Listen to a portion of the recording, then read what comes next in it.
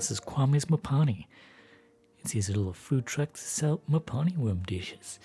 This is my entry for the 100 flying car rendering challenge, and this was my creation.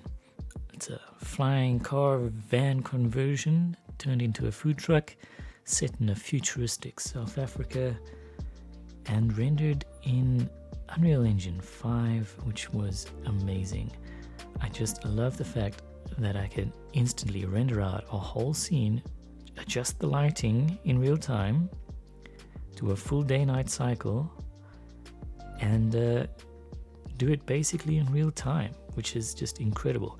Normally this would be something that I would do in Blender with, hours and hours of rendering and setup and stuff. And meanwhile, look at that.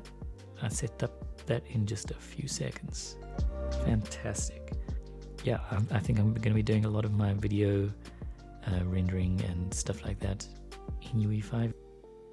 Check out some of the previous videos I did on this where I recorded streams of the initial ideation of this project. And yeah, hope you enjoyed. Check you next time.